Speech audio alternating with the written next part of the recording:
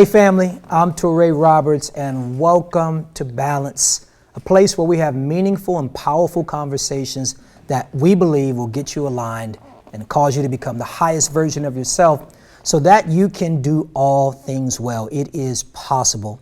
And I'm excited about today's conversation. I'm excited for our guest today. He's a Grammy Award-winning singer, songwriter, producer. He has been nominated for Oscars. I mean, his list of accomplishments almost seem endless. He won a Tony Award for being Aaron Burr in Hamilton. Come on, somebody. You know about Hamilton, that incredible award-winning Broadway stage play. And he was Sam Cooke in the Oscar-nominated. In fact, it was nominated on a number of platforms. One Night in Miami. It is an absolute honor and a joy to introduce you to a phenomenal human being, a great man of God, and a great friend, Leslie Odom Jr. My man. Yo, good to see you, man. Good to see you. Well, always. It is. Yeah. Man, I thank God for you. I thank God for who you are. You are an incredible person, a phenomenal human being.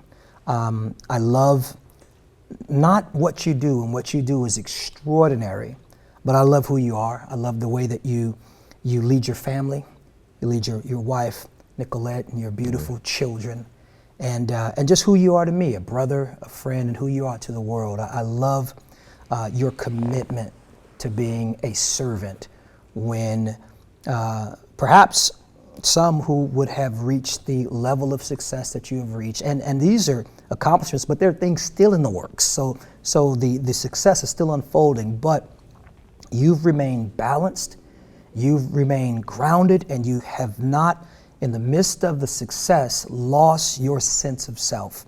And for that, I salute you, and I say welcome to what I believe is going to be a very meaningful conversation.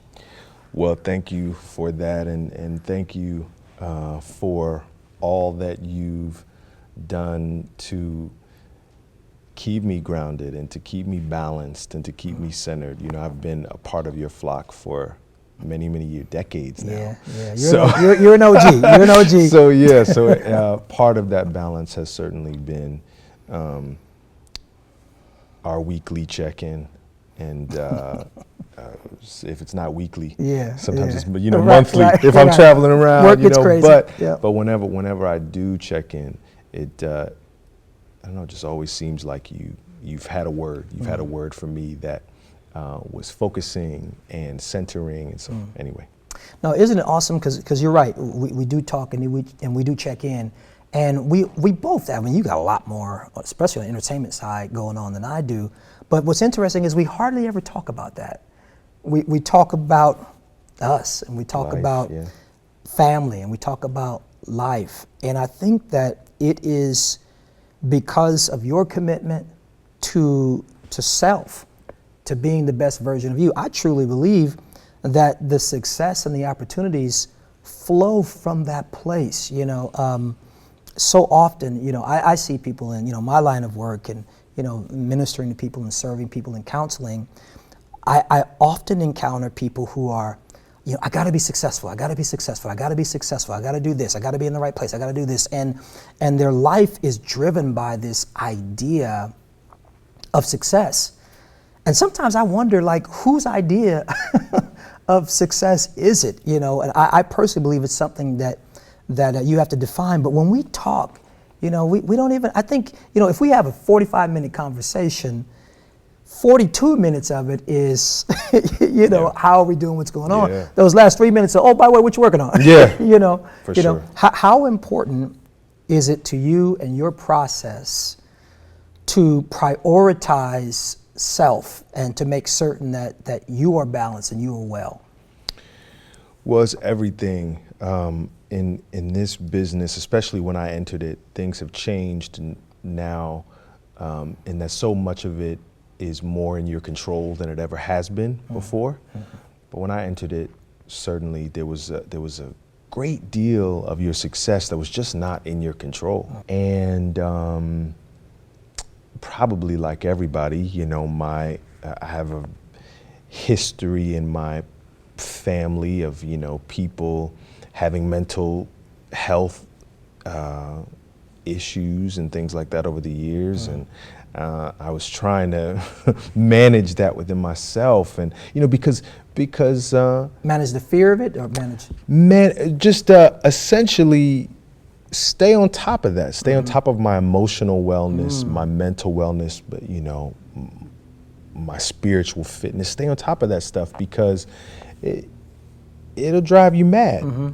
This business Particularly will drive you mad, or many businesses. We're not all that special, but it was important to me as I pursued this thing that I didn't let it drive me mad.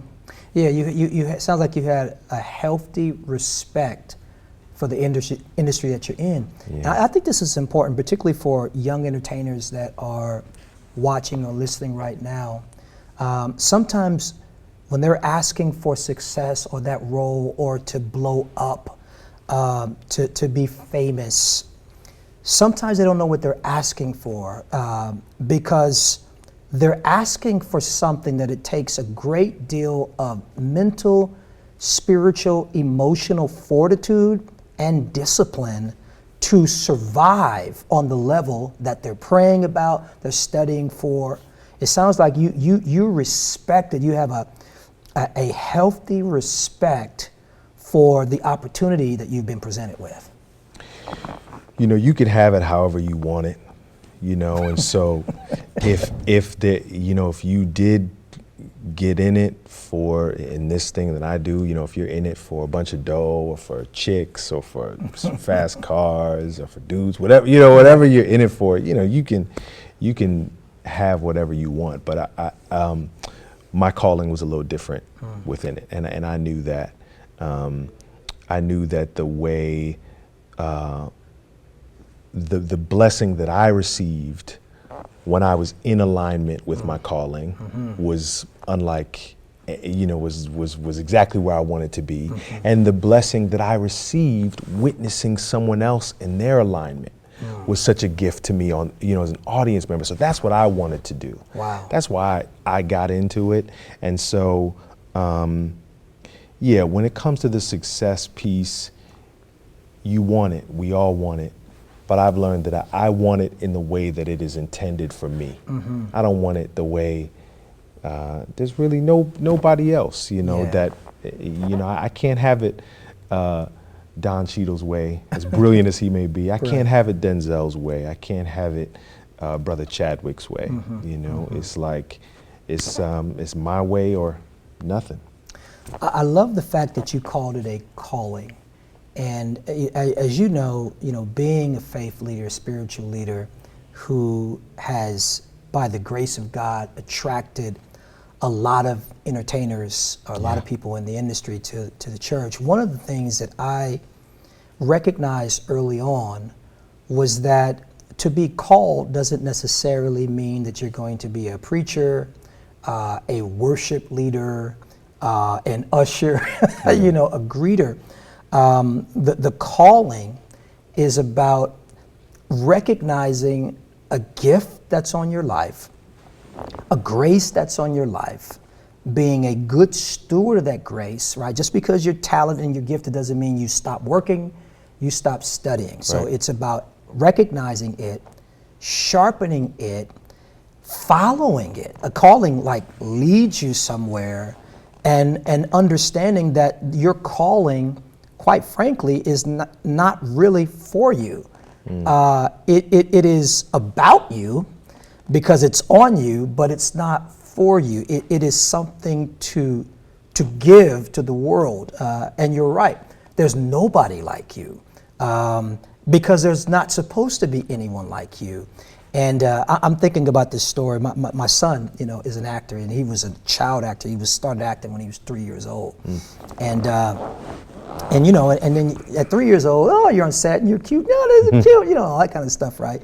And then as he got older and the space got a little bit more competitive, because 3 is cute, it's competitive, but not really. But you get 8 and 9, you got cats that can act, and you've got your casting agents and your producers looking for something very specific. There's an intensity in that room. And And I remember as he kind of moved into that phase, where I knew he would begin to experience rejection. Right. You know, I thank God for, you know, there's some great directors out there, great casting directors, great producers, but sometimes when you're after something specific, you forget that you're dealing with a person with feelings and emotions, so it can be very cold in those rooms, as you know. I preach it to the choir. So when he would go into those rooms, we had this system. And the system was, I would say, hey, Isaiah. He'd be like, what, Dad? I'm like, you know you don't need anything from that room, right? He's like, right.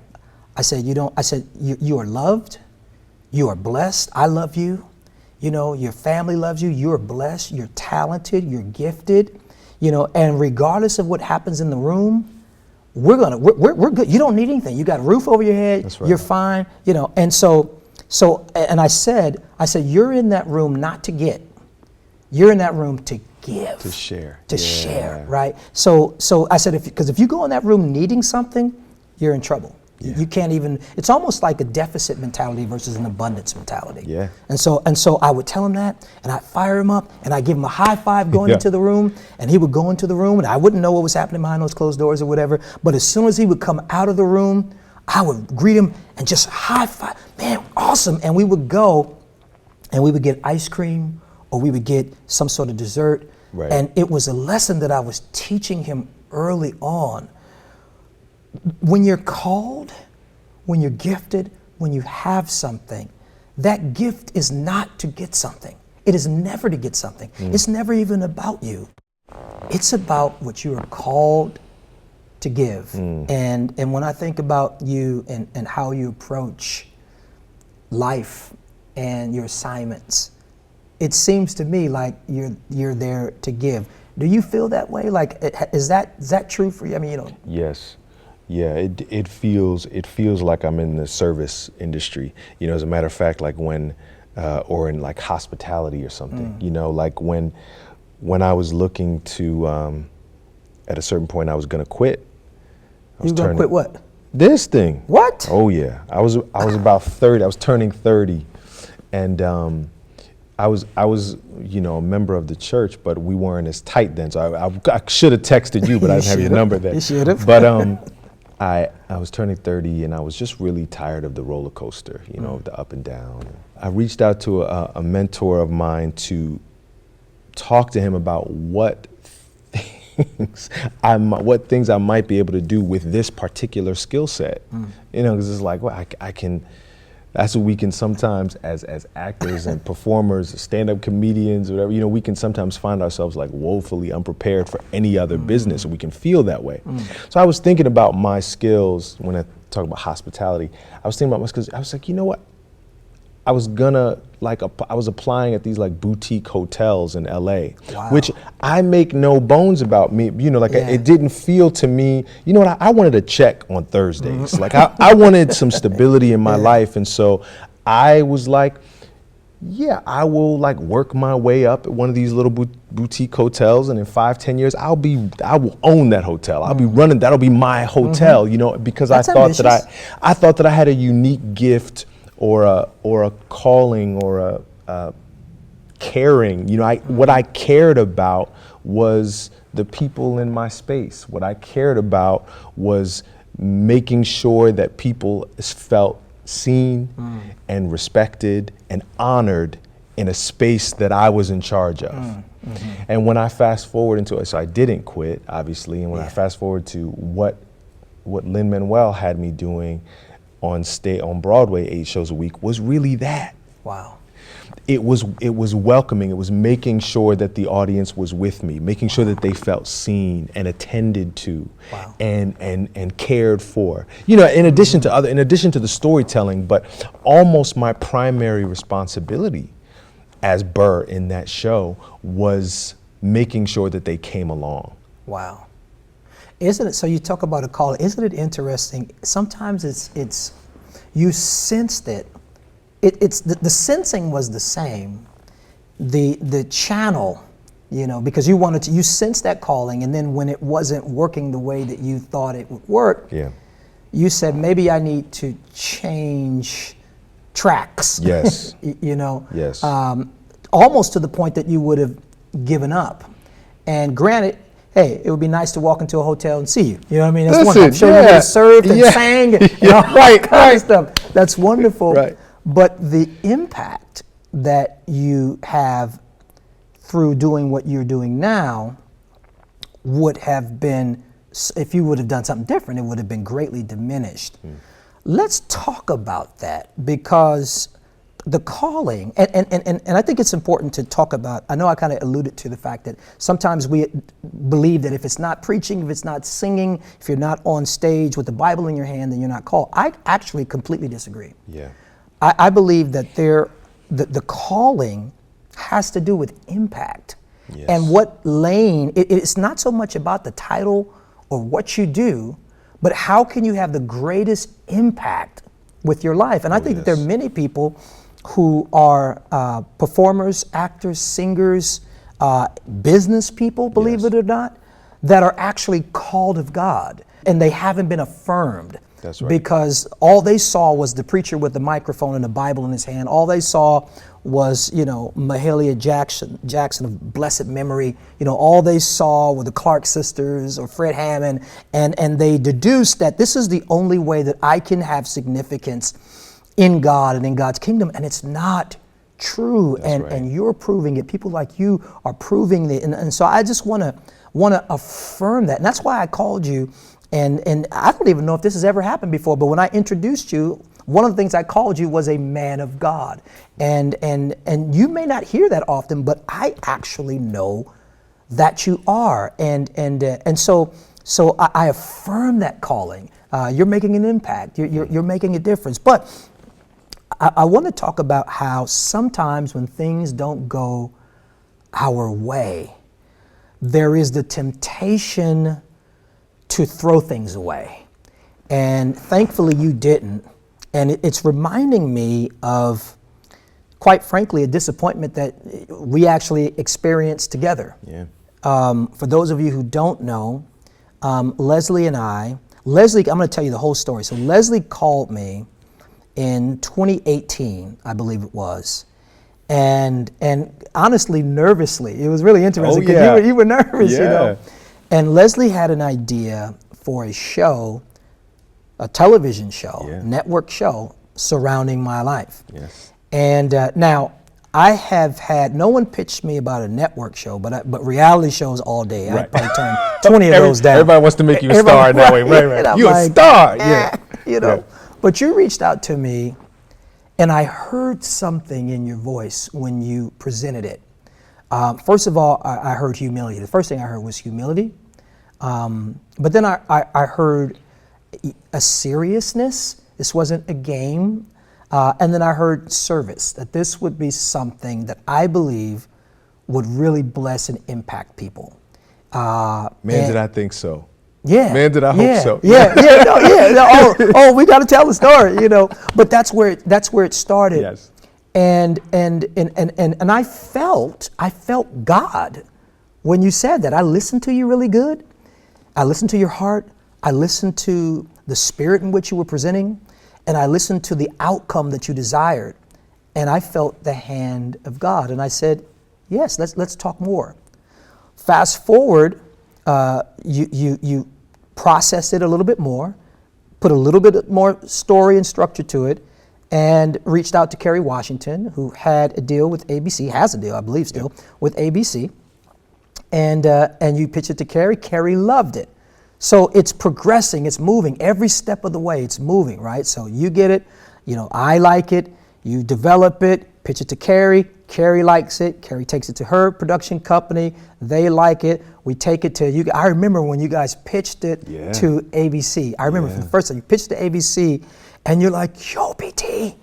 Man, Saladin, who was the writer in the project, Saladin, we got to give Saladin his. Saladin, so Saladin K. Patterson, who we had to beg to do this show only because he was so busy. Because Saladin don't need an idea from me. Right.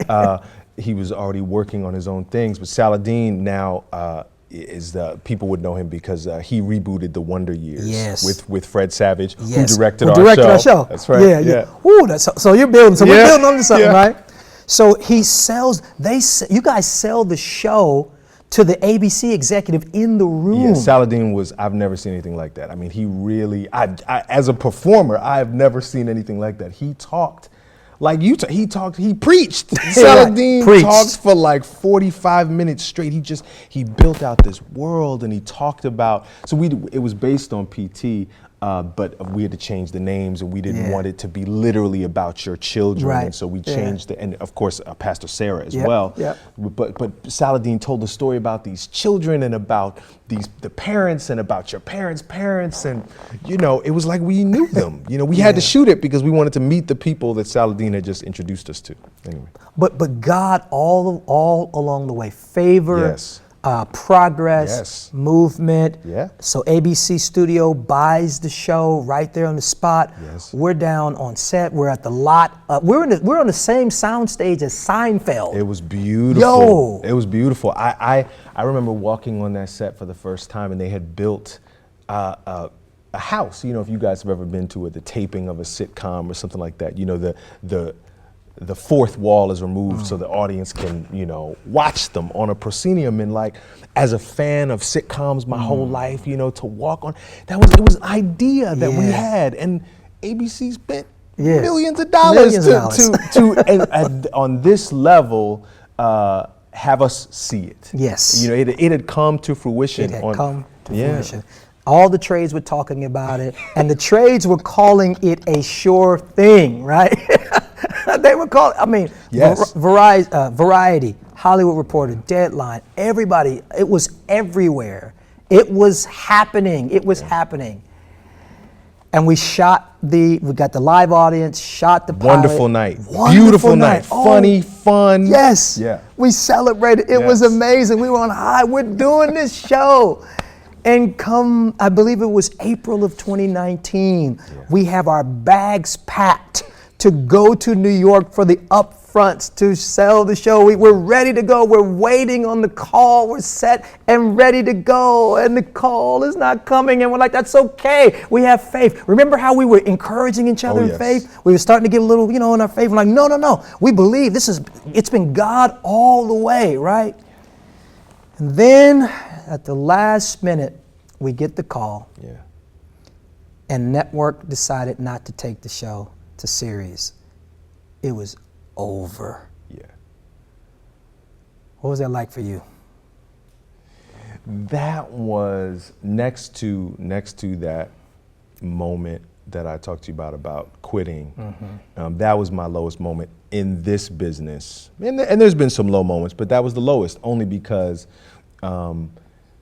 it is painful when you feel like you lost the championship. Especially when you feel like you've done everything right. We had assembled a team, and we had made sure that the mood and the vibe was right, and that the work environment was beautiful. I mean, it just there were enough people on this project, and not to mention you were involved, and there were enough people on this project to make sure that the heart was right. Too, which was important to me.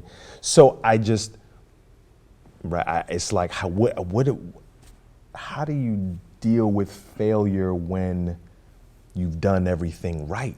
And sitting here today, I still think we did. Sometimes years later, you go, we did everything right, but there was a couple things we didn't do. So this is not one of those moments. This was really one of those moments when the powers that be, or you get a no from God. Just like the way you have it for your children every now and again, I love you, and no. It was hard to reconcile. It was hard. Because we saw God's hand on the entire process, and then the door closes. And it closed for real. And and and then there's one little, and none of it didn't make a lot of news about it, not them. I didn't hear a lot of articles about this. There was one little smaller network that wrote something. Anyway, it was almost like a dig at me, to be honest with you. But not a big deal. Just how is a headline?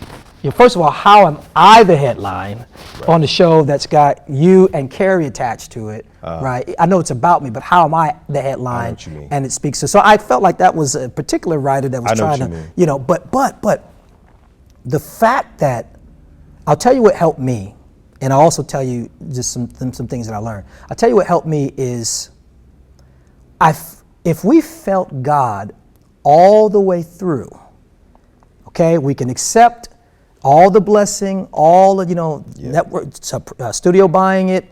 We were able to attract, Fred Savage, amazing director, Saladin, amazing writer. Carrie, everybody's involved. If that was God all the way through, that's right, then why would we disbelieve that the no was God? So a lot of times we know how to experience or to accept God's yeses, and we're good with that, and his yeses make him good. But does his no make him not good? What I learned through that experience was that I needed to learn something. I knew how to win, but I did not know how to lose. And I realized through that process, through that ordeal, that how you handle loss says more about you than how you handle success. I had to learn that there's a difference between losing and being a loser. I had to learn that there was a difference between failing and failure. And the difference, and I talk about it in balance, and the difference is simply perspective. Yeah. That moment, Leslie, I got it. I'll just be honest. I was worried about you for a minute because because I was worried about you. You know what? Because we went out to eat, and it was months later. Yeah. And the pain was still fresh on me. You were kind of like, I felt your worry. Yeah, you. But see, what I love about you is that at least you experienced the trial. You experienced it immediately. I did. It took me months to realize. Because I'll try to encourage you. Oh no, isn't it God? You got to accept God's no and all that kind of stuff too. But I didn't realize I changed after that because I had experienced prior to that. I experienced 10 years of winning. Explosive growth in the church. Had some entertainment financial wins. Met and married the love of my life. 2 book deals. I'm rocking and rolling. And then I had a few setbacks. That was just one thing. I had an acquisition that went awry, and I lost money. A nonprofit that I took over in another state that I thought that I was going to be able to nurse back to health and life didn't go the way that I planned. And then I changed, man. I for the first time that I can remember, I started questioning myself. Yeah. I started doubting myself.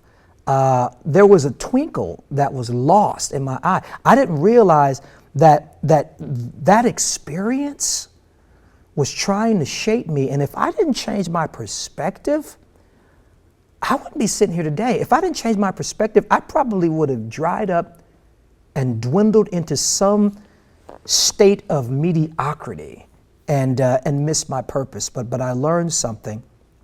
I have this phrase now. From that, I learned it from that. Never waste a perfectly good failure.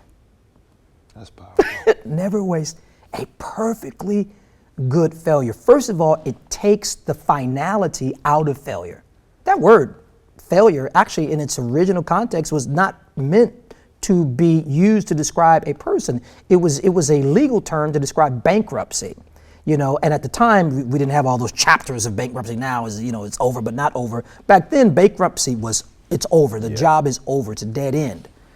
That term was it was a business term in its original context. It wasn't supposed to be applied to people. Why? Because until we die, we don't end. There's no finality. So I learned that failure creates an opportunity. And when I say never waste a perfectly good failure, for me, it's about what I like to call doing an autopsy on your failure. Okay, let's go in here. We're going to do a little CSI. Let's open it up. Mm-hmm. Oh, I see. Oh, that's there. That's there. That's there. And just like with any other autopsy, you can take what you learned and apply it to what is living, what is now. And so I have, of course, they never feel good, but I've learned not to be defined by loss and failure and to look for the lesson that's there, because I believe that God hides in a failure what you need for your future. I remember walking on that set, and even for a moment, I had to take a little video. It was a private moment when I walked in and I saw a house. You remember how beautiful that set was yeah. that they had built Yeah. from an idea. Yeah, We walked in there, Saladin said a bunch of words Yeah. in a meeting Yeah. and people wrote a check. Yeah, And they yeah. built us a set and we did a thing. And so that's a success. Absolutely. I had a parking space with my name on it for a moment. I saw it. It I didn't saw last it. forever, but for But a you had moment, it. And so letting that even for a moment satisfy, I mean, there was major success in that. And First of all, how many people on the planet sell a television show to ABC and have them produce that Make it, show? yeah. I mean, like literally, out of 6 billion people on the planet, how many people has that happened to? One, first of all. yeah. For me, take that same excitement and then to know that the show was based on my life. Yes. We produced on the set, on the stage, where Seinfeld was. Yes. Like, what? We're on the stage where Seinfeld was. Yeah. So, again, it's all about perspective. That's we right. met, we grew closer. That's right. We powerful things. We provided jobs That's right. for crew and all these sort of things. So you mean to tell me because we didn't have it in perpetuity, Right. then something good didn't happen to us? No, we were looking at it wrong. And again, autopsy. Let's do it. Let's That's really right. focus on what this is. And the film that you were nominated for your Oscar for was shot during a time that where if the show would have been in production, you would have missed it. Wouldn't have been able to do it. Carrie called me the day we got the Oscar nominations for One Night in Miami, and her and Nnamdi were so amazing through that. Called me after she'd seen the movie, and we talked about it, and and I had to tell her because Carrie went through pain about it too, yeah. and I had to tell her like, listen, I don't know nothing, but what I do know is that I wouldn't have been able to make this movie if that beautiful show we made had gotten picked up. And so perspective and looking at, like you just said, looking at all that we gained, so much that we gained through that, even with the little pain of it not getting picked up. Yeah, and then Fred and Saladin doing their show. Listen, because they saw the work. No one can deny the excellence of the work and the working together and the dynamism. But it speaks to me, that passage of scripture that says God causes all things to work together for good. For those who love God, we love God. And those who are called according to his purpose. So the calling sometimes takes you through the valley of disappointment, but it's taking you through the valley. And the promise is that all things are going to work together for good. I love that word, work together. It's one word, synergeo. It's a Greek word, and it means synergy. So there was synergy between all of those wonderful yeses that made us happy and dream come true and all that kind of stuff. And that no, there was synergy in that no. That's right. To cause everything to work together for good. And I trust that. And as we grow in that and mature in that, the blows still hurt, but we get back to trusting God and trusting life and trusting stepping out and taking risk again. Yeah. There's a chapter in the book called Balance After the Blow. I remember. And that's one of my favorite passages of scripture, because blows come, there's no way to escape blows. And you have to process it and deal with it, but you can get to a place where a new season emerges even after a blow, where you trust life again, and you can go from blow to blessing. And man, this has been awesome. Wonderful talking to you. I'm excited about what's happening in your life. What continues to happen. Your family is growing, work is great. You just did, recently performed at the Grammys. You had received the Grammy, but never performed at the Grammy.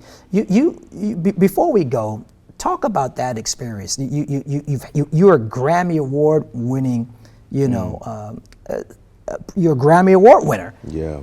And now you're at the Grammys, and you had kind of an epiphany there. Yeah, I was nominated for Speak Now for the song I wrote for One Night in Miami, along with my buddy Sam Ashworth. So we had the nomination, and I was performing the In Memoriam song with 3 friends of mine. Anyway, so I got to be at the Grammys and had a nice little seat, and not to mention also I was there with some purpose, and that I got to perform. So I love that, not just being there, but also being there with a little bit of a purpose is nice. So I was saying that there's no music festival anywhere in the world where you will see the top acts from so many different genres of music in that way. Brandy Carlisle on the same stage as BTS on the same stage as Nas on the same stage, and everybody's there on that night and doing. Everybody's hoping on the Grammy stage to be doing the thing that no one else can do. They're showing you exactly who they are. This is why I'm here. This is why I occupy this space. This is what I do, and nobody else is going to do it like me all night. So it was tremendous to see and to witness, and I sat there watching all these people with incredible success in music, and I was like, who would I trade places with on this stage? And the answer was nobody. Wow. I don't know, we can, sometimes at home, we can imagine that there's lots of people if I could just have what they have, a piece of what they have, And everybody was so wonderful on that night, and I was pleasantly surprised, or, it was nice to find out that I was happy being exactly who I was on that night. Yeah, that's powerful, and you're right. All those people were there, of amazing accomplishment, and so were you. Sometimes we just have to take a look around. Sometimes we can be distracted by what's going on around us, that we fail to notice that we're there in that moment too. And it sounds like you were able to take that in. Incredible. Leslie, you are a gift to me, you're a gift to your family, and you are a gift to this world. And because you are, I believe, a balanced individual, I believe that you're going to be like one of my favorite passages, Psalm 1 and 3. You're going to be like a tree planted by the rivers of water that brings forth its fruit in every season, whose leaf will not wither, and whatever you do shall prosper. That doesn't mean that there won't be seasons of pruning. That was a pruning for us, but I believe that we all have done dimensionally better since then. The pruning hurt, didn't make sense. But isn't that passage? When you bear fruit, we were bearing fruit. It says he prunes us so that we might bear forth more fruit. And I believe that your future and your destiny is a destiny of fruit.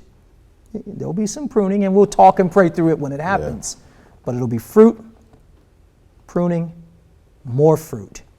Pruning, more fruit. And I just believe that your path is a path of abundance. Thank you for being who you are. Love you tremendously and your family. Thank you for being a part of our conversation. I trust and believe that something that was shared was valuable, will be valuable to you. Maybe you experienced a loss, maybe you experienced a failure, maybe you're struggling trying to figure out how you can, in your uniqueness, be used. But let me tell you, before you were placed in your mother's womb, God knew you. And there's something unique and distinct about you.